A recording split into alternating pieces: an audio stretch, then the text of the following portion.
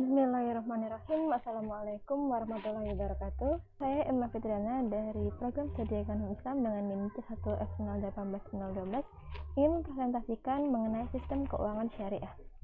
Ada 5 pokok bahasan. Yang pertama, konsep memelihara harta kekayaan. Kedua, cara memperoleh dan menggunakan harta. Ketiga, akad atau kontrak atau transaksi. Keempat, prinsip-prinsip keuangan syariah. Dan kelima, instrumen keuangan syariah. Pertama, konsep memelihara harta kekayaan. Memelihara harta bertujuan agar harta yang diperoleh atau dimiliki oleh manusia digunakan sesuai dengan syariah, sehingga hartanya tersebut menjadi halal dan sesuai dengan apa yang Allah harapkan dan perintahkan. A. Anjuran bekerja. Islam menganjurkan manusia untuk bekerja dan menghindari kegiatan meminta-minta. Harta sebagai sarana yang digunakan manusia untuk memenuhi kebutuhan hidup atau bermuamalah serta untuk memenuhi bagian perintah Allah.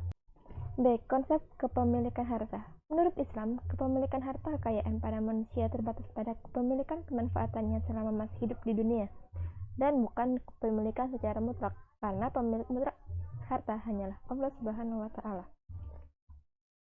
C. Penggunaan dan pendistribusian harta. Dalam penggunaan harta, manusia tidak boleh mengabaikan kebutuhannya di dunia saja, namun juga harus memperhatikan dan memaksimalkannya untuk mencari pahala sebagai bakal di akhirat, seperti membayar zakat, infak, dan lain-lain. 2. Cara memperoleh dan menggunakan harta sesuai syariah. Yang pertama, menentukan prioritas. Ada 3 tingkatan kebutuhan, yaitu daruriyat sebagai kebutuhan primer, hajat atau sekunder, dan tahsinat tersier. Sehingga sebagai seorang muslim, hendaklah untuk memprioritaskan kebutuhan daruriyatnya, karena ini menyangkut tentang hidup dan kehidupannya secara pokok. Barulah diikuti dengan kebutuhan hajat untuk menghindari kesukaran dalam kehidupan. Dan yang terakhir yaitu kebutuhan tahsinat atau tersier sebagai tambahan pelengkap dan yang memberi kenyamanan lebih. Kedua, prinsip halal dan thayyib. Prinsip ini memberikan kebebasan bagi manusia untuk mengkonsumsi makanan atau barang yang dapat memberikan manfaat bagi dirinya, yang tentunya tetap berada dalam lingkup halal dan baik. 3. Menghindari tabdzir dan israf. Tabdzir adalah perbuatan menghambur-hamburkan harta tanpa memperoleh manfaat, sedangkan israf adalah mengkonsumsi sesuatu secara berlebihan. 4. Kesederhanaan. Kesederhanaan yang dimaksud ialah tidak mengkonsumsi secara berlebihan dan tidak pula kikir atau pelit. 5. Konsumsi sosial. Setiap harta yang kita dapatkan tidak sepenuhnya milik kita. Pada harta tersebut terdapat hak orang lain yang harus kita tunaikan, yaitu dengan cara berinfak, bersedekah, dan berzakat. 6. Kebutuhan di masa datang.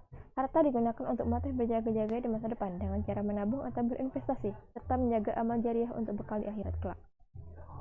Akad atau kontrak atau transaksi. Terdapat 2 akad. Yang pertama, akad tabaruk, yaitu akad yang tidak berorientasi pada keuntungan. Ada 3 bagian. Yang pertama, meminjamkan uang. A. Qard, pinjaman tanpa mensyaratkan apapun selain mengembalikan pinjaman tersebut setelah jangka waktu tertentu. Selanjutnya, trans, pinjaman yang mensyaratkan suatu jaminan dalam bentuk atau jumlah tertentu. Dan hiwalah, pinjaman dengan cara pengambil alih piutang dari pihak lain. Kedua bagian meminjamkan jasa. Ada 3, yaitu wakalah, pinjaman berupa kemampuan untuk melakukan sesuatu atas nama orang lain. Wadiah, pada akad ini telah dirinci tentang jenis penitipan dan pemeliharaan, serta bertindak sebagai wakil dari pemilik barang. Dan kafalah, pada akad ini terjadi atas wakalah bersyarat. Bagian memberikan sesuatu, yaitu wakaf, pemberian dan penggunaan pemberian yang didahulukan untuk kepentingan umum dan agama. Tahibah dan sedekah yang merupakan pemberian sesuatu secara sukarela kepada orang lain. Kemudian akad tijarah, akad yang berorientasi pada keuntungan. Ada 2, yaitu natural uncertainty contract dan natural certainty contract. Natural uncertainty contract yang dimaksud adalah kontrak di mana pihak yang bertransaksi saling menggabungkan aset yang mereka miliki, kemudian menanggung risiko secara bersama untuk mendapatkan keuntungan. Sedangkan natural certainty contract yaitu kontrak di mana kedua belah pihak saling mempertukarkan aset yang dimilikinya, sehingga objek pertukarannya baik barang maupun jasa harus ditetapkan di awal akad dengan pasti. Kemudian ada jenis transaksi yang diharamkan. Di antaranya, pertama, monopoli, yaitu membuat barrier to entry untuk menghambat produsen atau penjual lain masuk ke pasar agar ia menjadi pemain tunggal dalam pasar dan meraih keuntungan yang tinggi. Selanjutnya, transaksi barang haram. Transaksi atas objek yang diharamkan merupakan hal yang dilarang dalam Islam, walaupun ada kesepakatan dan saling rela di antara pelaku transaksi. Kemudian riba. Riba merupakan tambahan yang disyaratkan dalam transaksi bisnis tanpa adanya padanan atau riwayat yang dibenarkan syariah. Adapun jenis-jenis riba, ada riba jual beli dan riba hutang piutang. Riba jual beli, ada riba qard dan riba jahliyah. Riba qard adalah tambahan nilai atas utang di mana peminjam harus mengembalikan sejumlah uang yang dipinjamnya, ditambah dengan tambahan yang diminta oleh pemberi pinjaman. Dan riba jahiliyah yaitu tambahan sebagai denda akibat peminjam tidak dapat melunasi hutangnya saat jatuh tempo. Pada riba hutang piutang terdapat dua.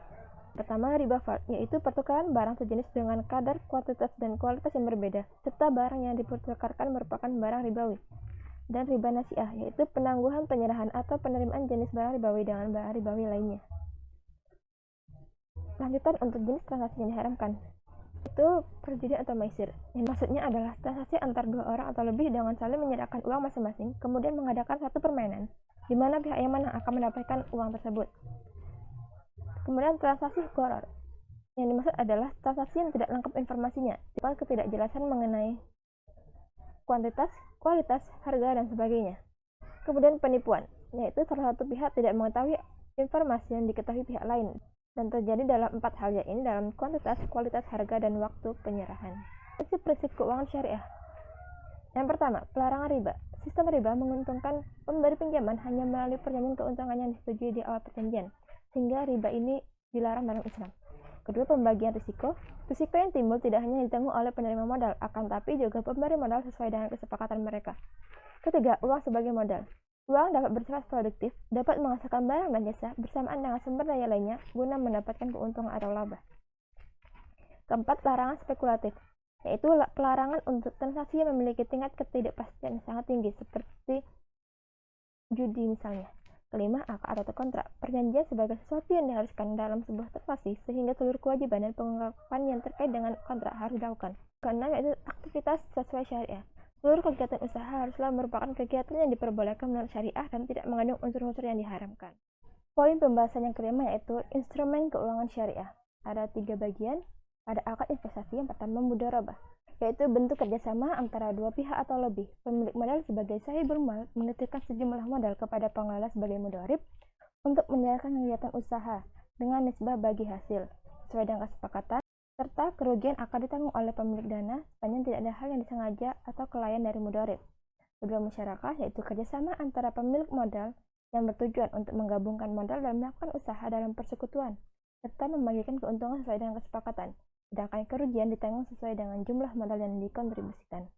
Dan obligasi syariah atau sukuk, yaitu surat hutang yang memenuhi prinsip hukum syariah. Pada akad jual beli terdapat 4 bagian. Tempat akad yang pertama, murabahah, yaitu transaksi jual beli barang yang menyerahkan biaya dan keuntungan atau margin yang disepakati oleh pembeli dan penjual. Kemudian salam, transaksi jual beli di mana belum ada barang yang dapat diperjualbelikan. Barang diserahkan secara tangguh, namun pembayaran dilakukan secara tunai. Selanjutnya istina, mirip dengan salam, perbedaannya yaitu pembayaran yang dapat dilakukan di muka, dicicil atau ditunda untuk jangka waktu tertentu.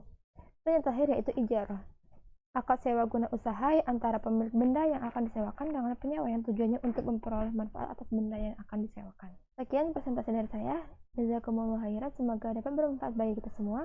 Assalamualaikum warahmatullahi wabarakatuh.